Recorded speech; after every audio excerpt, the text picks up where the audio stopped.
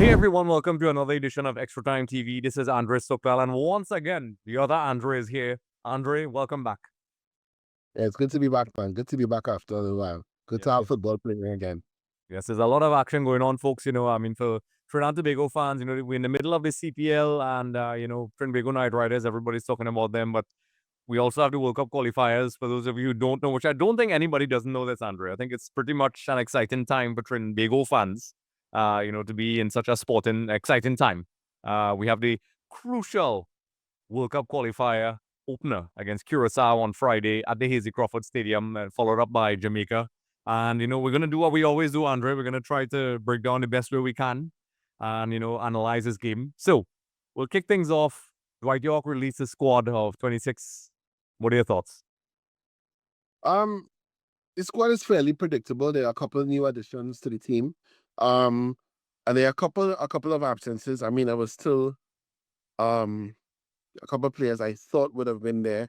There's still no answers to the Aubrey David and his absence because he was a mainstay in the team before we had a coaching change.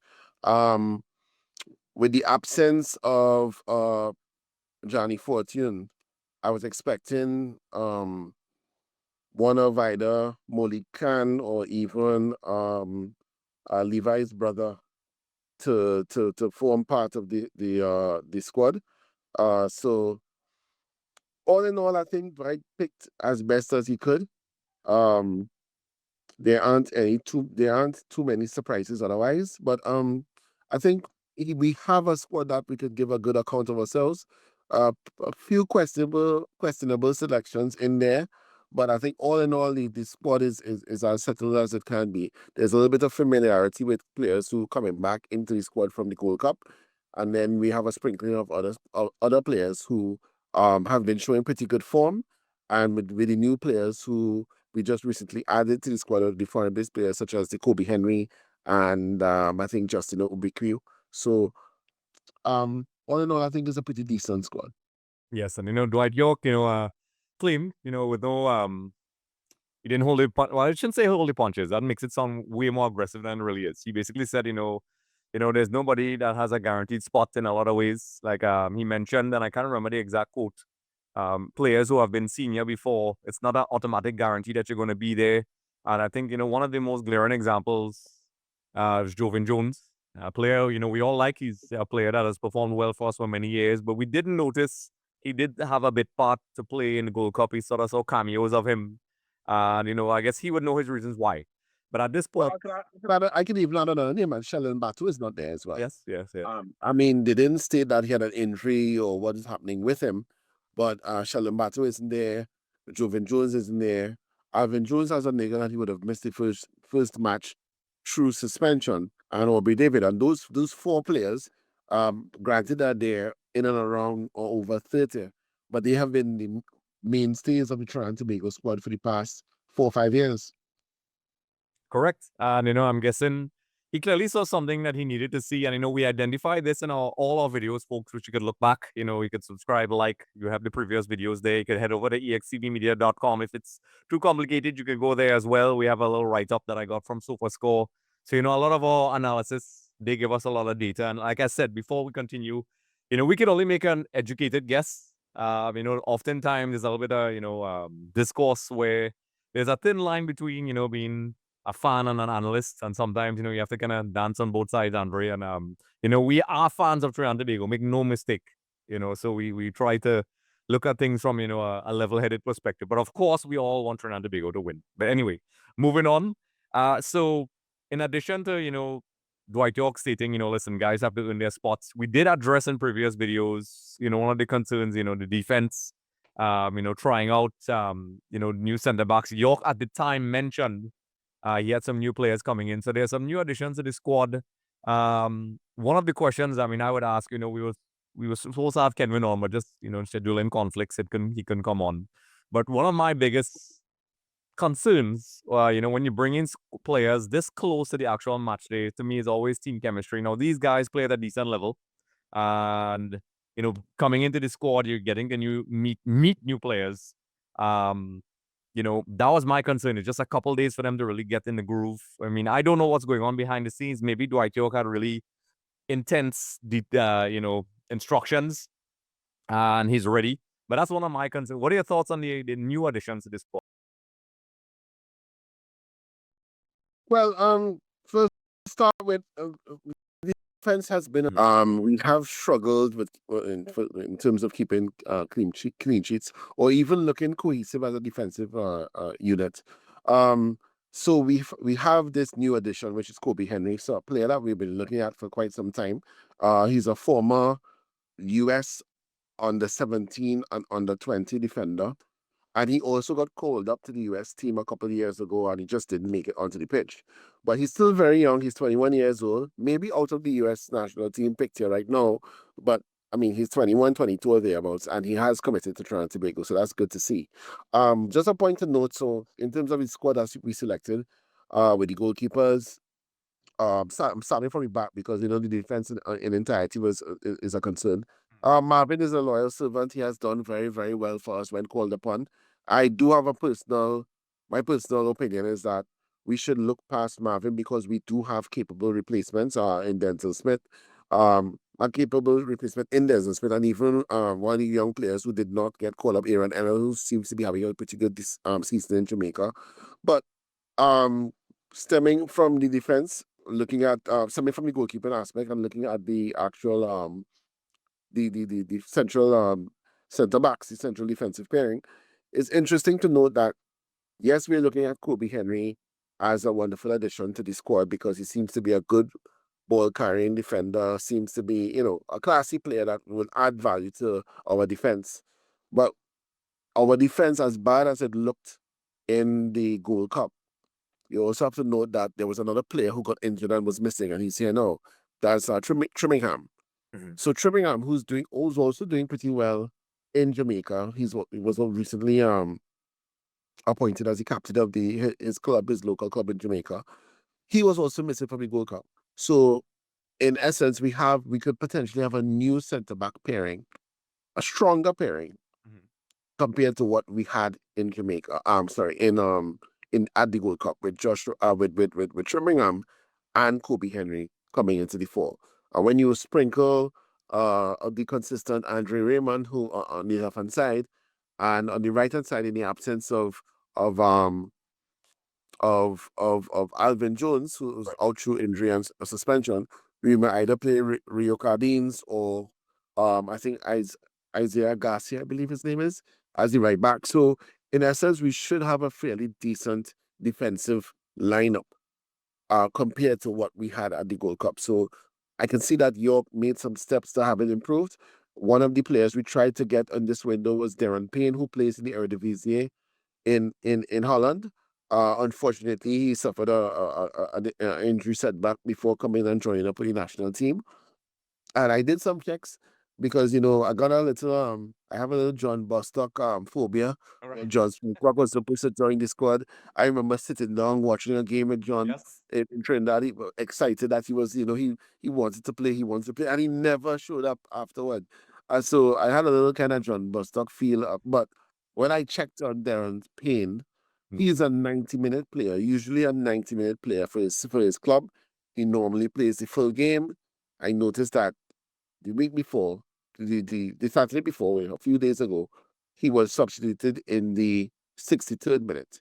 So it is possible that there was some kind of injury that he really had that forced him to come off, and it kind of dominoed into the fact that he couldn't join up with the national team. And listen, the John Bostock thing is too hilarious. I have to go back to that because I do remember that, and I do have that phobia as well, that fear, that PTSD. I remembered you doing interviews with him. It looked like it was a done deal. He was in the crowd and he was all pumped up. I had a conversation with him afterwards. There's a picture. Kevin and I, who was hosting with me at the time, would make jokes. John Bostock is all Carmen San Diego. When will there are rumors that he's still trying to get the call up to turn out to be. I'm not poking fun at the guy, but it is what it is. But another addition as well that I like, a personal favorite of mine is, he's a little bit of a X Factor live wire. It's Kylie Overy.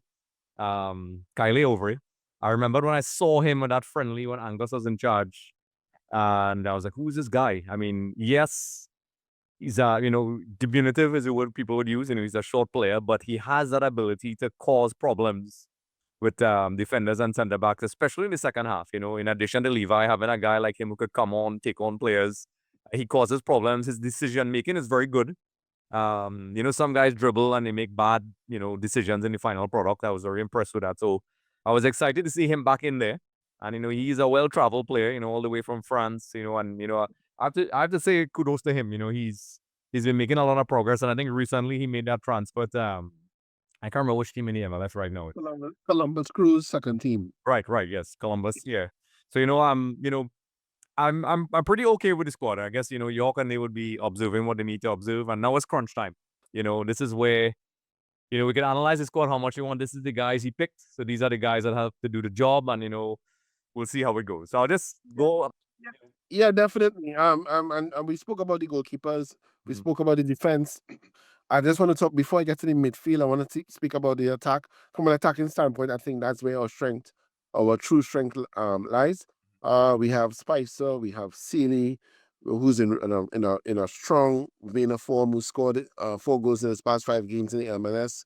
We have Real Gill, who also is a strong impact player, nice dribbler, comfortable on the ball. We have Telfer coming back into the squad, who has proven himself time and time again for Trinidad Tobago. We have Natalia James back in his squad, well, as usual, who is a wonderful impact player for Trinidad Tobago. He isn't getting much minutes for his club, but when he comes to Trinidad Tobago, he represents for his national team.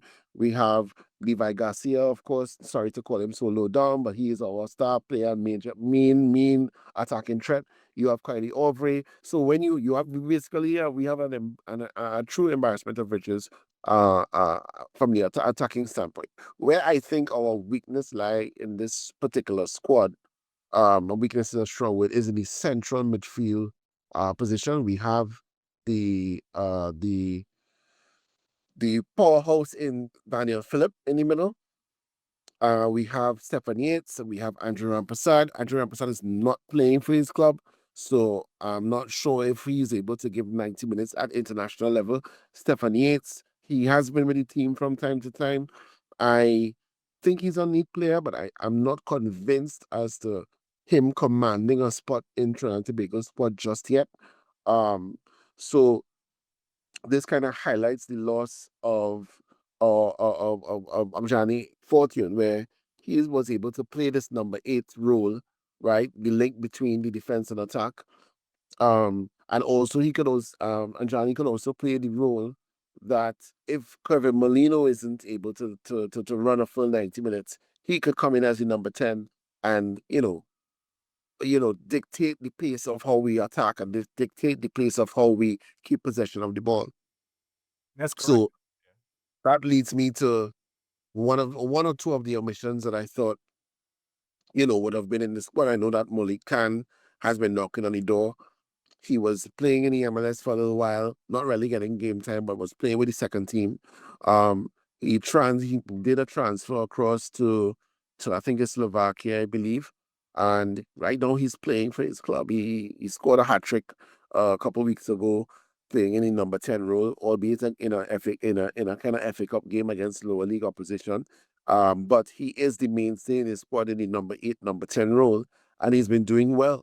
He's getting game time, so I thought that he would have been somebody that Dwight would have been looking at. Maybe not for this window came a little bit too soon, but the fact that Fortune was missing, I thought that Molly Khan would have gotten a chance to come back in the squad and show what he's made of. So that's where I think that we may be a little bit short in the midfield.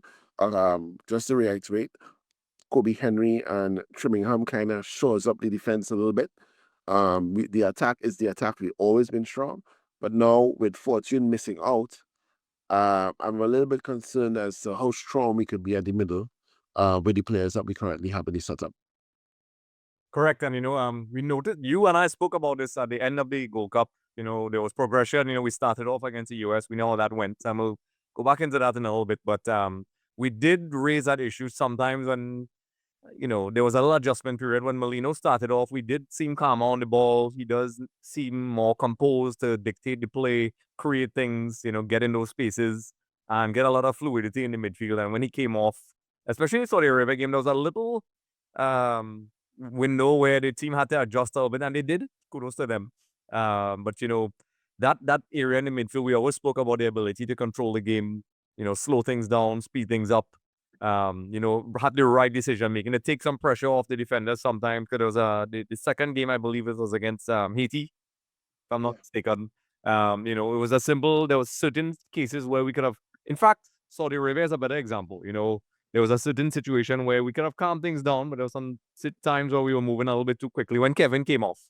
That experience comes in where you could slow things down, and having that backup player for Kevin, or a player with that sort of IQ for the midfield, for that sort of this level of game, because those things make the difference in these sorts of matches. Game management is so key at this level. These are the do or die games. I've seen teams with quote unquote less talent win games where they just knew how to kill the game off. Definitely. Yeah, Exactly. we did it. I mean, we did it in 2006. The expertise of Russell and Dwight York against Bahrain. When we had that hostile game against Bahrain away from home, there was a little nerves there. We all remember, what almost happened, when Kelvin Jack, where they almost kind of snatched the ball and, we got away. I think so. But, these are the things that where in the middle, that has always been a concern for me. But, there is some physicality there. As you rightfully said, we'll see how it goes. I know York, I guess because of his Manchester United time, and he is a guy who, according to David Beckham and those guys, always emphasizes the physical preparation you need for this level. So, there's probably characteristics that we're not seeing, but we'll see how it goes. We'll see how it goes. So moving along, I'll just pull up. We'll talk about tactics. So, I mean, I'll just go into formation. So the last 3 competitive games, which was at the Gold Cup, against USA, he played, 5 at the back, with 3 and 2. And then against Haiti, it was 4-4-2. And against Saudi Arabia, it was 4-5-1. So he's not afraid to try different formations. In a couple instances, he did try the 4-3-3, which was in the Unity Cup, I believe.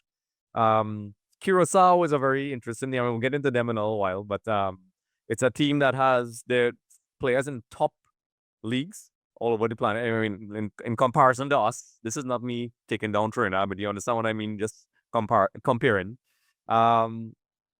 If you had to guess, approaching this game, crucial first World Cup qualifier, based on the squad, how Curaçao plays, what do you think? It's just an educated guess. He could probably prove us wrong. We have to play with, I mean, I can answer off the cuff. We have to play on the front foot. Right. We have to win this game. So our campaign, as I was talking before we started recording, Mm. our campaign could potentially end tomorrow if we don't play on the front foot. Mhm. We are in it's a short window of games. It's 6 games. We're playing Curaçao twice, we're playing Jamaica twice, and we're playing Bermuda twice.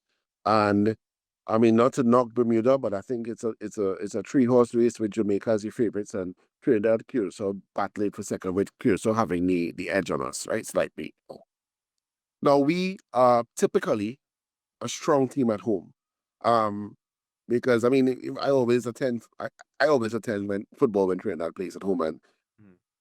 and despite the low periods that we've had over the years, we were a pretty strong unit at home.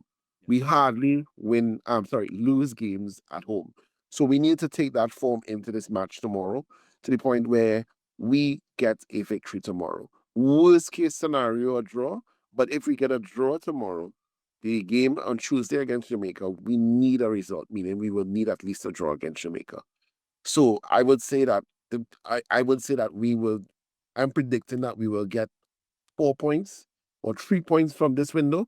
Worst case scenario, we can get 2 points. 2 points isn't bad. I know we will get into predictions later, but I think York will definitely need to play on the front foot, where we have to go for a win. We're playing at home. We're playing against a team that is a rival. We're playing against a team that, when we play them in Curaçao, they're going to come for the victory because they see us as a 3-point ATM for them. So we need to fill up the stadium, and we need to back the team, and we need to ensure that we get a victory. So with that being said, I expect 4 at the back. I expect I expect 3 in the midfield, potentially, and I expect 3 up front. Yeah. I mean, in terms of just quoting SuperScore, who gives us a lot of data. We have a great partnership with them folks. When you head over to extvmedia.com, you'll see a lot of the previews have a lot of cited data from them. So thanks to SuperScore. In terms of form guide, in terms of World Cup qualifiers, Trinidad and Tobago, has only had 3 defeats in their last 14 World Cup qualifiers on home soil. And this does not include, the CONCACAF Nations League and all these other things, where we've had a good result. USA and We remember we beat quite a number of teams we beat Cuba recently, we beat El Salvador, we even beat the USA down here as well. So correct. we're pretty strong at home once we get the crowd going. But Curaçao, touching into the Curaçao squad, it's a pretty strong team. Looking at some of their past results. In the Gold Cup, they played 3 games. They have a similar record. They had a similar record to Trinidad and Tobago in the Gold Cup, where they lost 1 and they drew 2. But unlike Trinidad and Tobago, the games that in every single game they more or less dominated. So they drew 0-0 against El Salvador, but they dominated the game. They had more possession, they had more shots on goal, and as we like to say in fantasy league, they had the higher XG, so which is expected goals. Against Canada, they had more possession than Canada as well, where they had more chances to just at the game ended 1-1. And Canada is one of the top teams in the region, and they were able to match them stride for stride. In fact, they had the better chances to win the game, right? They just drew. And in the last game, they lost against Honduras. Another game that they had more or less more of the possession of, but Honduras scored in the last minute of the game to beat them 2-1. So this is a team that loves to possess the ball. They have quality ball carrying players. They have players, as you said, rightfully said, playing in some competitive leagues in Europe. So they have players playing in the top division in top divisions in Holland, top divisions in Belgium. Some of them playing in France. Some of the familiar players are if Manchester United fans might be familiar with Tatis Chong, who used to play, was a midfielder for Manchester. He played like about less than 10 games for Man U. But last season, he was a mainstay in the Luton squad that was in the Premier League, right? So he played Premier League football last year. Now he's with Sheffield United in the Championship. They also have the Bacunia brothers who played with Aston Villa and Birmingham in the Premier League as well. And they also have this dynamic midfielder, attacking midfielder, Lucadia, who was a mainstay of the Brighton team in the Premier League as well. So that's just players that be familiar from an English Premier League standpoint. And there are a bit of players that are sprinkled through the Eredivisie and Ligue 1, as well as the Belgian league. So they have strong players. They have a manager who is one of the top managers in world football, Dick Advocat, one of the more respected managers. He managed teams like Russia to the World Cup before. So this is not going to be an easy game. We look at Curaçao as a small neighboring country, and we should beat them. But this is not Curaçao. This is Netherlands 2.0. Or Netherlands B team. Correct. That they are all players who have the diaspora linked to Curaçao, but they're born and grown in Netherlands, and all they know is Netherlands. But they're able to play international football through family roots in Curaçao. So it's going to be a tough game. I've looked at some of the predictors, some of the some bloggers and some YouTubers have been actually predicting Curaçao to win this group and qualify for the World Cup. Such is the respect that we should have for them. So we need to use our home form, and we need to get behind this team and hope that we are able to get the result tomorrow.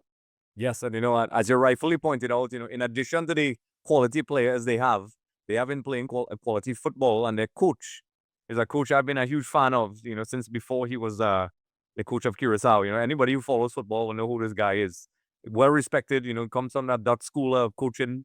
Trinidad loves that, Leo Benhaka and those guys. Shout out to my friend Thomas Rongan as well. These guys will definitely be prepared. Just to take a quick snippet from one of the SuperScore reports that they sent me, Curaçao under Dick Advocat have developed into a disciplined, possession-oriented side that combines structure with flashes of flair. And they're mentioning in the Gold Cup, Curaçao average 50 to 60% possession. As you said, they like to keep the ball. In some cases, more, dropping slightly against Honduras a little bit, but with 80% passing accuracy, showing a clear emphasis, as you said, you pointed this out perfectly, on short build-up play, ball control, and just keeping the ball. Defensive, very solid. You mentioned the Bakunia brothers, creativity out wide. You have Kenji Gori. I don't know if I'm pronouncing this correctly, but they have Janga. Forgive me if I'm pronouncing this correctly, but these guys are top players, and we'll have our work cut out for us. This is not me trying to, I want to, there's a lot of fans who look at us now, Andre. I'm so happy for that, folks. I'm very appreciative of that, folks. Just to pause, we've been seeing the response to the videos. So, like I said, this is not to kind of freak people out. This is just us looking at the opposition, because that's how we do things. Curaçao is a quality team, make no mistake about it. And Andre, you rightfully said, this first game is absolutely crucial, absolutely crucial, because it's only a couple games. It's not like this long, like how the Hex used to be back in the day. And one thing I want to point out, sorry to cut you, Andre, Yeah. but one thing I want to point out is that based on the randomization of the fixtures, Yeah. we have this home game now. It's 6 games in total. Yep. We have the home game against Curaçao. Yes, our home form has been strong, but after we play this home game, our next 3 games are away. Yep. We have to go to Jamaica, we are going to Bermuda, and then we are going to Curaçao. And then we end off with 2 home games in November. So getting at least a point or a victory in this game is absolutely critical for this campaign. And for those who may not be familiar with the last 2 times we played Curaçao, funnily enough, when we played them in Trinidad and Tobago at the stadium, we won 1-0. Natalia James scored in the 80-something minute, right? When the return leg took place in Curaçao, we lost 5-3. I remember that game. Showing just emphasizing the importance of winning your games at home. Correct. And this is a situation where, like I said, in the Hex, you could have argued after maybe 1 or 2 losses, there was still some games in there, but it's just not the case. It's very brutal, quick. While it is the easiest pathway we've had in a long time, I should say, the shortest pathway. It is most definitely still just as difficult as it was in the past. A lot of people on the surface, they mention, and we'll get to Bermuda in a future video. Right now, the focus is on Friday against Curaçao. This is going to be difficult. And then, in terms of formation, your guess is the same as mine. I think he is going to go with that back four. Based on what I'm seeing here, Dick Advocat likes the 4-3-3 and, the 4-2-3-1 variation. He tends to vary between those two, which makes sense based on his style of play. So I'm guessing, he's probably going to come here. I don't want to use the word cautious, but these guys are experienced. They know it's an away game. They know we are pretty strong at home. So I think they're probably going to go with that 4-2-3-1 at the back, knowing Dwight York's proactive style of play. He says he wants to be a proactive team. And then, try to settle into the game and, maybe nick a result, because that's what they would want. And that's what we would want the other way around when they flip things around. So, that's my guess for the formations. It's going to be difficult to guess for me right now who the starting lineup would be for Trinidad and Tobago. I mean, that's, we don't know. We can make some guesses. So, I don't want to go through the entire lineup, but I mean, do you think there's going to be any surprise inclusions, or is it? No, I don't think so. I think if most of the team picks themselves, and I think the front 3 most likely will be Spicer, Dante Sealy, and Levi Garcia. I can't see anybody else penetrating into that front 3. Molino is going to start. That's 4 players right there. Daniel Phillip is going to start. That's 5. And the back 4, that's 5. The back 4 most likely will be settled with Kobe Henry, Trimmingham, Andre Raymond, and maybe Cardines. Maybe Cardines or potentially Isaiah Garcia. So that's 9. Goalkeeper, but either be Marvin or Denzel, that's 10. So it's just one other spot, which would be either Rampersad or Yates. I can't picture anybody else being in that midfield. But I could be wrong. I'm not Dwight. I have no, as we like to say, we jokingly say, he has the UEFA A license or pro license badge. I have a SOFA Z badge. Yeah, I have a SOFA Z badge. That's what I have. Yes, So, I'm hoping that, Dwight and Lattis look at the team, look at what the ways in which we could exploit weaknesses, Curaçao's weaknesses, and the way in which we could counteract their attacking threat, and then pick a team. Who knows? The team might be totally different to what I think, correct. because of what they are analyzing Curacao at levels in which I obviously would not be able to. So this team might be a team that is picked based on factors unbeknownst to me. So um I'm not gonna stress myself. I'm gonna go to the stadium tomorrow. I'm gonna get there early. I'm gonna walk through the executions that they have planned because it seems that they have a lot of things going on in the Easy Go for tomorrow. Get my seat, make sure I'm seated by about 6:15, and just observe football tomorrow. I'm looking forward to it. Yes, yes, and same here. I mean, I'll find Andre in the stands when we can, and we just enjoy the game, because this is how it goes. This we could sit down and analyze and talk how much you want, but it plays on the field and just. And I'm sure this goes to the players as well. You just have to go out there and get it done. And we as a fans, while we are passionate fans and we do suffer with the team, you know, we'll go and enjoy and hope for the best, and support the team, because that's what we can do as fans. Make sure and For support your sure. team. And For sure. some there who are watching this live stream or the video and so on. And when we did the watch alongs, I'll be doing some for the away games. These things really help. I'm 1000% sure these players pay attention to all these things. It's all about the positive energy, and no matter what happens, that pressure is alleviated a little bit when you have the fans behind you. I mean, it could be daunting, but Trinbagonian fans are very unique like that. I think we have some of the coolest fans. Sometimes too cool, because sometimes away teams come down and we the vibe is too nice, as we say in Trinidad, and they feel a little too comfortable. Sometimes you have to give them a little, ruffle shoulder every once in a while. But with that being said, folks, be sure to drop your comments. Let me know what you think about the squad list. Who do you think is going to play tomorrow?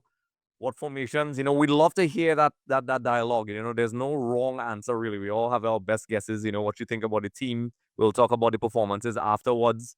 But Andre, if you had to point out one key player, I mean that's kind of hard to do, because people like us, we overthink. But if you had to point out one key player for us in this particular game, who do you think it would be?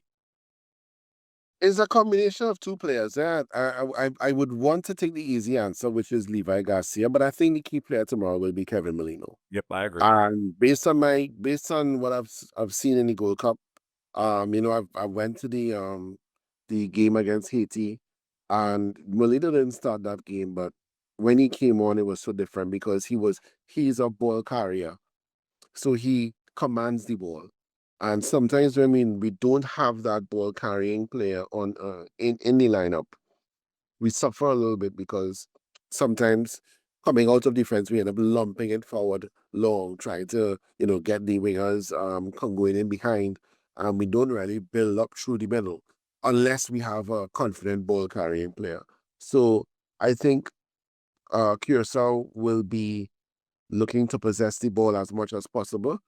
And it's up to us when we have the ball to, excuse me, make sure and utilize it in a big way. So with that being said, I'll point to the second player now, where I think Kevin Molino will be important in possession, and a player of the ilk of Daniel Phillip will be very, very important when we don't have the ball. Hopefully, he doesn't pick up any early yellow cards to kind of, make his work a little bit harder. But I think that those two players in the middle of the park, because they're both central type midfielders, one more from an attacking standpoint and the other from a defensive standpoint. But I expect them to be crucial to ensure that we hold, possess, and try to get the ball back when we don't have it. Yes, yes. So not to copy what you were saying, but spot on. I believe Kevin Molino and our midfield.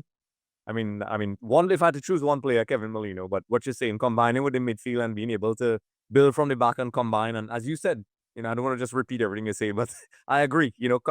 Basically, sometimes in games we have been isolated from defense to the offense. Correct. Correct. There's, we resort to athleticism. We get that ball and hope to, burn some defenders down the wing.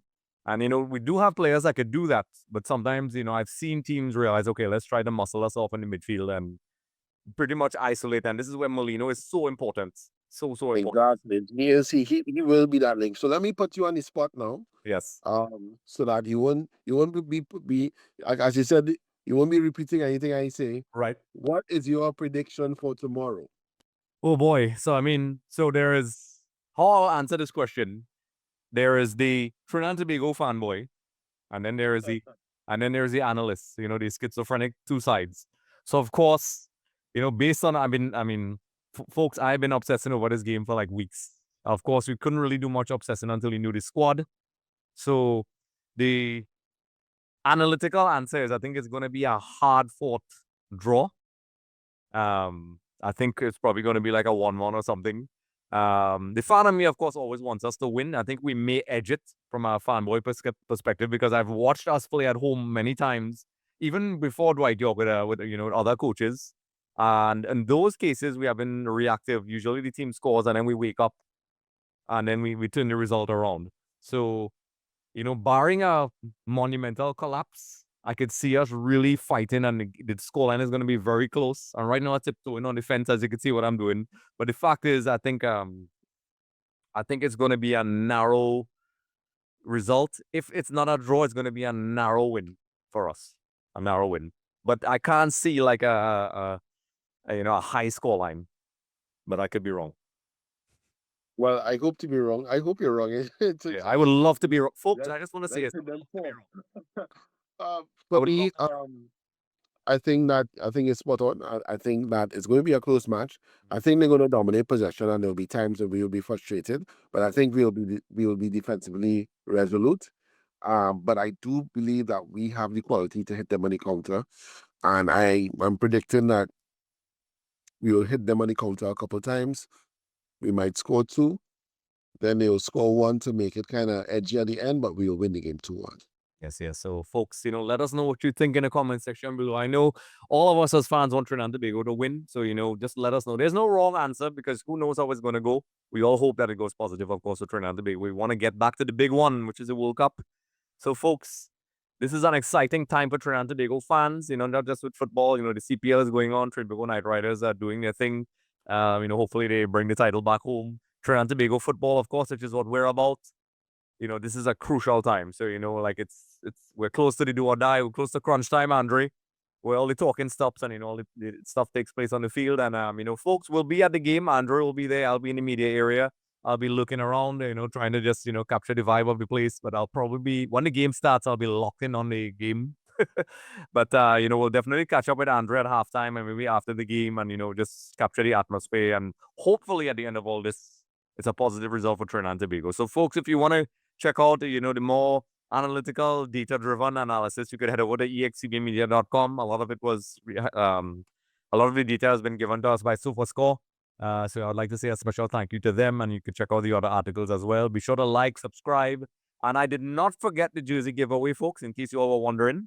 I'm just waiting till now that the qualifiers have started. We will do a random draw, Andre, and we'll just pick somebody from the comment section when they comment and things like that. So follow on Instagram, follow on Twitter, follow on Facebook, subscribe, and check out Andre and myself. So, Andre, it's been an absolute pleasure. And folks, be sure to be around because we'll be talking about this game when it's done. So stay tuned. Hey everyone, thanks for watching Extra Time TV. Don't forget to like and subscribe.